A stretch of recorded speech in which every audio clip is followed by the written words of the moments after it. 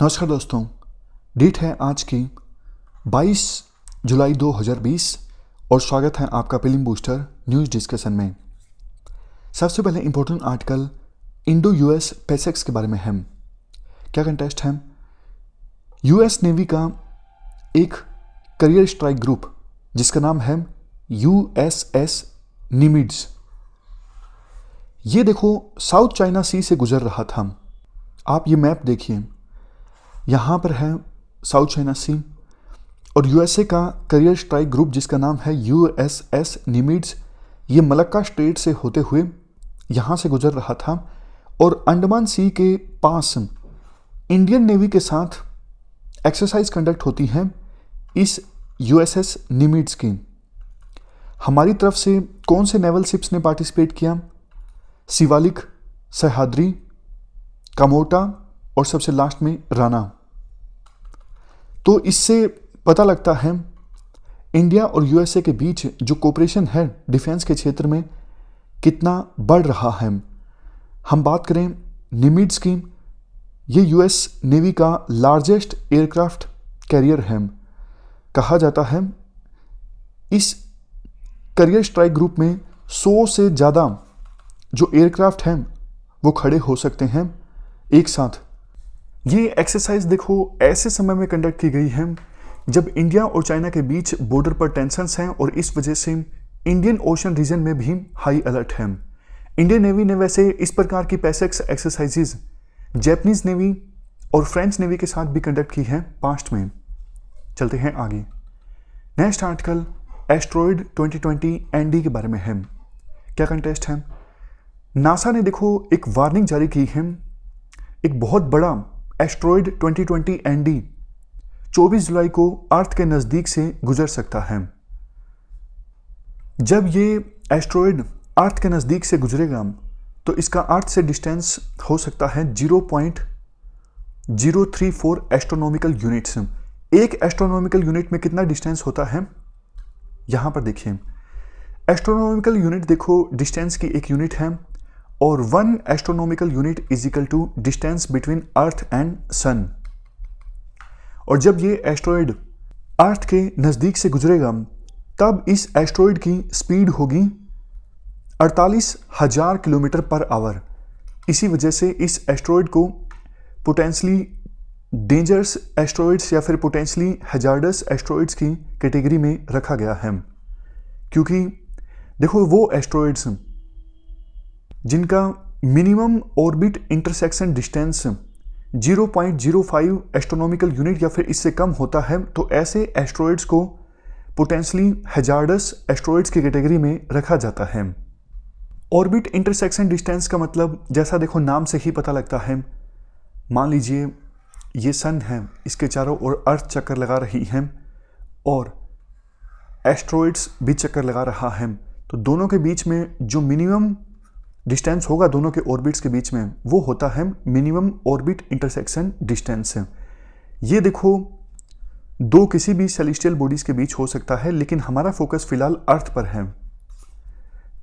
तो जैसा हमने डिस्कस किया, ये एस्ट्रॉयड्स जब अर्थ के पास से गुजरेगा तो डिस्टेंस 0.034 एस्ट्रोनॉमिकल यूनिट्स हो सकता है और नासा उन बॉडीज को जो अर्थ के पास से गुजरती हैं 0.05 एस्ट्रोनॉमिकल यूनिट या फिर इससे कम के डिस्टेंस पर, तो उसे नासा पोटेंशियली हैजार्डस एस्ट्रॉयड्स की कैटेगरी में रखती हैं और नासा ऐसे ऑब्जेक्ट्स को नियर अर्थ ऑब्जेक्ट्स के तौर पे क्लासिफाई करती हैं। और ये कोई ज़रूरी नहीं कि जो ऑब्जेक्ट्स, जो एस्ट्रॉयड्स इस नियर अर्थ ऑब्जेक्ट्स की कैटेगरी में आते हैं वो अर्थ से टकराएंगे ही नहीं, ऐसा कोई ज़रूरी नहीं है।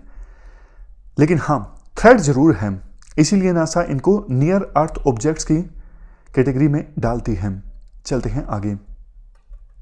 नेक्स्ट आर्टिकल मनोदर्पण के बारे में है। क्या कंटेस्ट है?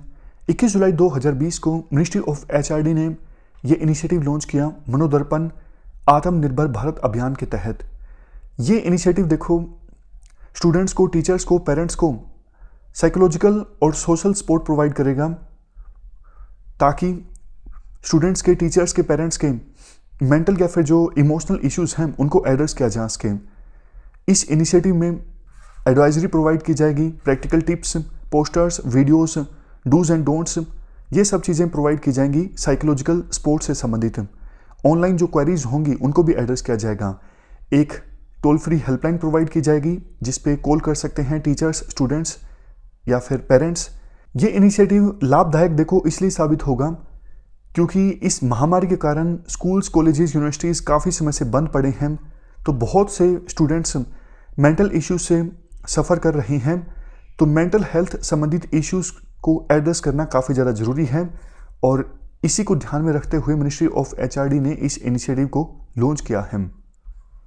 इसके बाद नेक्स्ट हमारा article national financial reporting authority के बारे में है। क्या कंटेस्ट है? इस नेशनल फाइनेंशियल रिपोर्टिंग अथॉरिटी ने एक टेक्निकल एडवाइजरी कमेटी गठित की है। किसकी अध्यक्षता में? आर नारायण स्वामी की अध्यक्षता में। ये प्रोफेसर हैं Indian institute of management Bangalore के, यानी IIM बेंगलोर के। पहले हम बात करते हैं NFRA की। देखो, ऑडिटिंग से संबंधित जो प्रोफेशन हैं या फिर हमारे देश में जो अकाउंटिंग स्टैंडर्ड्स हैं उनकी देखरेख के लिए ये इंडिपेंडेंट रेगुलेटर है।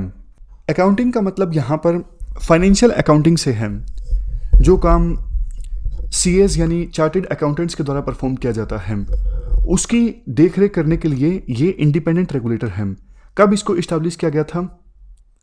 इस रेगुलेटर को इस्टेब्लिश किया गया था 2018 में कंपनीज एक्ट 2013 के अंतर्गत।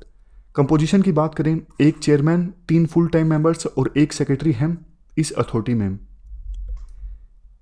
यहाँ पे फंक्शंस बताए हुए हैं। देखो, लिस्टेड कंपनीज हों या फिर अनलिस्टेड कंपनीज हों, उनके द्वारा जो फाइनेंशियल स्टेटमेंट्स जारी की जाती है या फिर इंफॉर्मेशन प्रेजेंट की जाती है लिस्टेड या फिर अनलिस्टेड कंपनीज के द्वारा, उसमें ट्रांसपेरेंसी होनी चाहिए। वो स्टेटमेंट्स, वो इंफॉर्मेशन रिलायबल होनी चाहिए।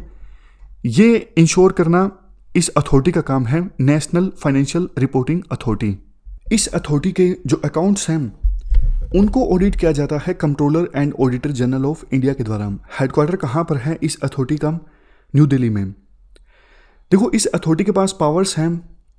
वो कंपनीज या फिर अनलिस्टेड कंपनीज हों या फिर लिस्टेड कंपनीज हों जिनका पेड अप कैपिटल 500 करोड़ से कम नहीं है, 500 करोड़ से ज़्यादा है और एनुअल टर्नओवर 1000 करोड़ से ज़्यादा है, ऐसी लिस्टेड कंपनीज हों या फिर अनलिस्टेड कंपनीज हों, इनको प्रोब किया जा सकता है नेशनल फाइनेंशियल रिपोर्टिंग अथॉरिटी के द्वारा।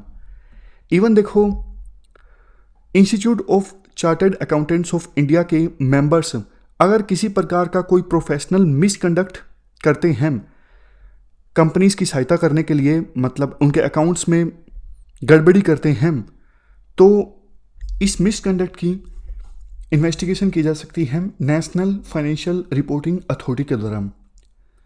लास्ट में बात करें टेक्निकल एडवाइजरी कमेटी की जो अभी गठित की गई है, इसमें 7 मेंबर होंगे इंक्लूडिंग चेयरमैन। रोल क्या होगा? रोल ये होगा एडवाइस करना नेशनल फाइनेंशियल रिपोर्टिंग अथॉरिटी को किस इशू पर?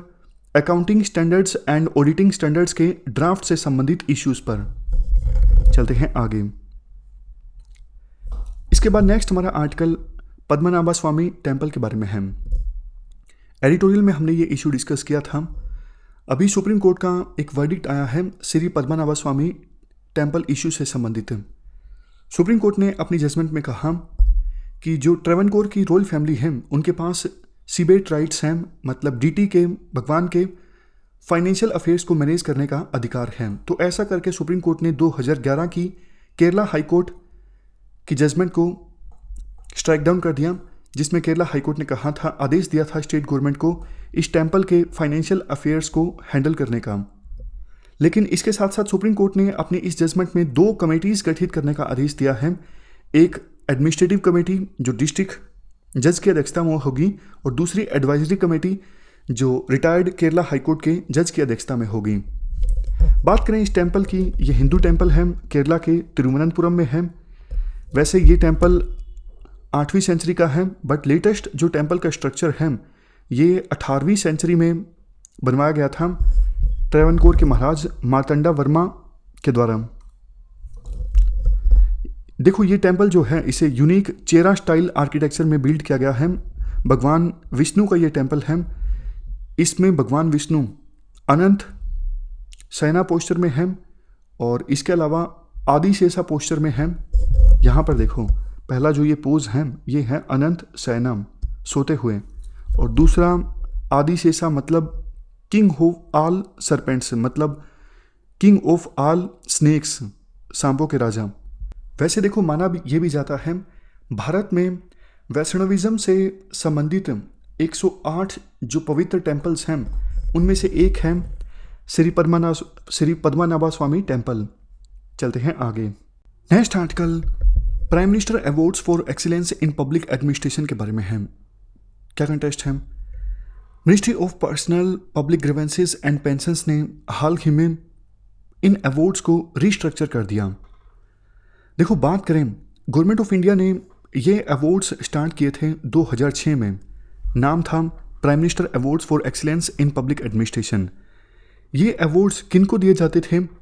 अगर देखो किसी ऑर्गेनाइजेशन ने अच्छा काम किया है, चाहे वो सेंट्रल गवर्नमेंट की हो या फिर स्टेट गवर्नमेंट की हो या फिर डिस्ट्रिक्ट प्रशासन ने अच्छा काम किया है, फॉर एग्जांपल कोई इनोवेटिव काम किया है या फिर कोई एक्स्ट्रा ऑर्डिनरी काम किया है, तो उस काम को रिकॉग्नाइज करने के लिए, एक्नॉलेज करने के लिए, उस काम का इनाम देने के लिए ये अवार्ड्स स्टार्ट हुए थे 2006 में। उसके बाद 2014 में इस स्कीम को रिस्ट्रक्चर कर दिया गया। अगर देखो डिस्ट्रिक्ट कलेक्टर्स ने प्रायोरिटी प्रोग्राम्स में अच्छा काम किया है, इनोवेशन की है, या फिर एस्पायरेशनल डिस्ट्रिक्ट्स ने अच्छा काम किया है, तो उनकी परफॉर्मेंस को रिकॉग्नाइज करना भी एक पैरामीटर हो गया इन अवार्ड्स में। अब एक बार फिर से 2020 में स्कीम को रिस्ट्रक्चर कर दिया गया है। अगर डिस्ट्रिक्ट कलेक्टर्स ने काम करते हुए आउटकम जो है प्रोग्राम्स की उस पर ध्यान दिया है, आउटकम इंडिकेटर को इम्प्रूव किया है, economic development, peoples participation, public grievances का रेड्रेसल, ये सब भी क्राइटेरियाज शामिल कर लिए गए हैं इन अवार्ड्स को देने में। अब मेनली देखो 4 मेजर कैटेगरीज में नॉमिनेशन हो सकता है इन अवार्ड्स के लिए। सबसे पहले डिस्ट्रिक्ट परफॉर्मेंस इंडिकेटर्स प्रोग्राम, दूसरे नंबर पे इनोवेशन जनरल कैटेगरी, तीसरे नंबर पे एस्पायरेशनल डिस्ट्रिक्ट्स प्रोग्राम और चौथे नंबर पे नमामि गंगे प्रोग्राम। ये पहली बार हुआ है डिस्ट्रिक्ट लेवल ऑफिशियल्स के द्वारा नमामि गंगे प्रोग्राम में जो काम किया गया है उस काम को रिकॉग्नाइज करने की कोशिश की जाएगी इस prime minister awards for excellence in public administration के द्वारा। अवार्ड देखो प्रधानमंत्री के द्वारा दिए जाते हैं। राष्ट्रीय एकता दिवस के मौके पर, राष्ट्रीय एकता दिवस जो हर साल होता है 31 अक्टूबर 2020 को, क्योंकि बर्थ एनिवर्सरी होती है सरदार पटेल की 31 अक्टूबर को, जो स्टैचू ऑफ यूनिटी है गुजरात के केवड़िया में, वहाँ पर ये अवार्ड्स दिए जाएंगे प्रधानमंत्री के द्वारा। चलते हैं आगे। अगला article Zoram mega food park के बारे में है। क्या कंटेक्स्ट है? एक सेकेंड रुकिए। कंटेक्स्ट ये है, union minister of food processing industries ने Zoram mega food park limited का इनाग्रेशन किया मिजोरम में कोलासिब में। देखो ये पहला मेगा फूड पार्क है जो कि ऑपरेशनलाइज हुआ है स्टेट ऑफ मिजोरम में। ये नेशनल हाईवे नंबर 54 के पास लोकेटेड है। इससे 5000 पर्सनस को एम्प्लॉयमेंट मिलेगा डायरेक्टली इनडायरेक्टली, और 25,000 के आसपास किसानों को फ़ायदा होगा। देखो बात करें मेगा फूड पार्क स्कीम के बारे में, ministry of food processing and industries इस स्कीम को इम्प्लीमेंट कर रहा है 2008 से। इस स्कीम में मैक्सिमम 50 करोड़ की ग्रांट दी जाती है मेगा फूड पार्क इस्टेब्लिश करने के लिए, और ये मेगा फूड पार्क कम से कम 50 एकड़ के लगातार लैंड में होना चाहिए। प्रोजेक्ट की टोटल कॉस्ट का 50% ग्रांट के तौर पे दिया जा सकता है सेंट्रल गवर्नमेंट के द्वारा। इम्प्लीमेंटेशन की बात करें, स्पेशल पर्पस व्हीकल इम्प्लीमेंट करता है मेगा फूड पार्क को, यानी इसे ऑपरेट करता है। स्पेशल पर्पस व्हीकल एक कंपनी होती है जो रजिस्टर्ड होती है कंपनी एक्ट में। मेगा फूड पार्क काम कैसे करता है? देखो ये सीसी है कलेक्शन सेंटर्स। किसानों की फसल है, किसानों की फसल आई यहाँ पर सबसे पहले कलेक्शन सेंटर्स में। कलेक्शन सेंटर्स में कुछ नहीं हुआ, सिर्फ किसानों से फसलों को इकट्ठा कर लिया गया उसके बाद इन कलेक्शन सेंटर से इकट्ठा होकर फसल जाएगी पीपीसी के पास, यानी प्राइमरी प्रोसेसिंग सेंटर्स के पास। यहाँ पे देखो थोड़ी बहुत प्रोसेसिंग होगी फसलों की, जैसे फसलों को अलग अलग किया जा सकता है क्वालिटी के आधार पर, प्री कूलिंग हो सकती है, सोर्टिंग हो सकती है, पैकेजिंग हो सकती है। तो सभी पीपीसी से यानी प्राइमरी प्रोसेसिंग सेंटर से क्रॉप्स आएंगी मेगा फूड पार्क में। यहाँ पर सारी प्रकार की प्रोसेसिंग होगी, जो भी वैल्यू एडिशन करना है वो यहाँ पर होगी। और यहाँ से फिर जो वैल्यू एडिड प्रोडक्ट्स हैं वो जाएंगे, एक्सपोर्ट करना है तो एक्सपोर्टर उनको एक्सपोर्ट कर सकता है, देश के दूसरे हिस्सों में भेजना है तो देश के दूसरे हिस्सों में भेजा जा सकता है। तो मॉडल इस प्रकार से काम करता है। ये सभी स्पोक्स हैं, ये हब हैं। हब में सारी चीज़ें आती हैं प्रोसेसिंग के लिए। प्राइमरी प्रोसेसिंग सेंटर थोड़ी बहुत प्रोसेसिंग करता है, ज़्यादा नहीं। और कलेक्शन सेंटर में सिर्फ क्रॉप्स जो हैं वो कलेक्ट होती हैं फार्मर ग्रुप से। तो ये हमने बात की मेगा फूड पार्क मॉडल की। अब लास्ट में हम रिवाइज कर लेते हैं। ये 4 स्टेटमेंट्स हैं आपके सामने। इन चारों स्टेटमेंट्स को आप ध्यान से पढ़ लीजिए और मन में सोच लीजिए। पहली स्टेटमेंट बताइए सही है ये गलत है। पहली स्टेटमेंट देखो गलत है। इसलिए गलत है क्योंकि prime minister awards for excellence in public administration prime minister के द्वारा दिए जाते हैं राष्ट्रीय एकता दिवस के मौके पर, ना कि प्रेसिडेंट के द्वारा। दूसरी स्टेटमेंट बताइए सही है ये गलत है। दूसरी स्टेटमेंट गलत है क्योंकि इस अथॉरिटी को इस्टेब्लिश किया गया था कंपनीज एक्ट 2013 के अंतर्गत 2018 में। तीसरी स्टेटमेंट बताइए सही है ये गलत है। ये स्टेटमेंट भी गलत है क्योंकि Zoram mega food park establish किया गया है मिजोरम में। निमित्ज, क्या ये रशिया की नेवी का largest aircraft carrier strike group है? नहीं, यूएस का है। तो ये चारों स्टेटमेंट्स गलत हैं। हमारी आज की इस डिस्कशन में इतना ही है। Thank you very much for discussion.